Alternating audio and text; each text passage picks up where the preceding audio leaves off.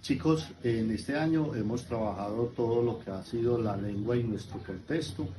Hemos visto cada una de las partes que se pueden adquirir en la pronunciación, en el escrito, en el habla, en los signos y en los símbolos. Ahora, por favor, necesito que ustedes lo coloquen en práctica y nos manden tanto a la profesora Marta como a mí los videos que se les han venido solicitando en los diferentes talleres. Muchísimas gracias. Inicialmente hablamos del lenguaje en nuestro contexto. Así como les enseñó el profesor Rodolfo un montón de variaciones sobre el lenguaje, vengo yo a abordar con ustedes lo que es el lenguaje oral y el lenguaje escrito, ¿cierto? Con el profe Rodolfo vieron todo lo que fue parte de la oración, vieron diferentes tipos de palabras, ¿cierto? Si bien sabemos, el ser humano es un ente social que necesita comunicarse con las demás personas, ¿cierto? Entonces, tenemos lo que es el lenguaje oral y el lenguaje escrito. Dentro del lenguaje oral tenemos que es la capacidad de usar símbolos verbales como formas de comunicación. Este tipo de lenguaje se transmite generalmente por el habla, ¿cierto? En el profe Rodolfo también veíamos que había tipos de lenguaje vulgar, coloquial, formal, ¿cierto? Que había lenguaje culto, en fin, un montón de situaciones que también con él abordamos. También dice que puede ser manual, impreso o digital. Cuando nos hablan de que es manual es porque lo escribimos, ¿cierto? Porque nosotros también sacamos la cartica y todo esto. Cuando es impreso es cuando lo abordamos en los libros, ¿listo? Y cuando es digital, cuando enviamos, por ejemplo, un mensaje de texto. ¿Cierto? En el lenguaje oral estamos dominando el vocabulario, ¿cierto? De manera fluida. Tenemos unos ejemplos. ¿Qué ejemplos nos muestran acá? Una llamada telefónica, una discusión política, conferencias, discursos, diálogos, entre otros. Estos son como los ejemplos que tenemos para el lenguaje. Podemos abordar en el lenguaje escrito, ¿como cuáles? Una lista de compras en un supermercado, ¿cierto? Cuando vamos al supermercado que nos entregan esa facturita.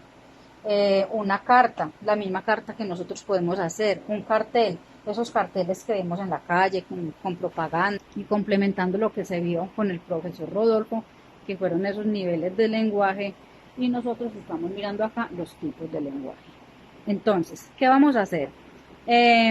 Teniendo en cuenta esta explicación, ya se les va a entregar un texto, ustedes van a leer ese texto y lo van a representar por medio de una entrevista, van a enviar un video por medio de una entrevista o simplemente lo van a leer y van a explicar con sus propias palabras qué entendieron.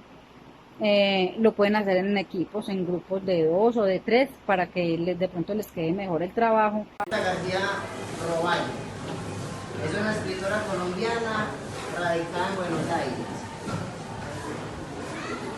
Sus libros han sido publicados en Argentina, Chile, Colombia, España, Perú, Cuba e Italia. Ha sido traducida al inglés y al italiano.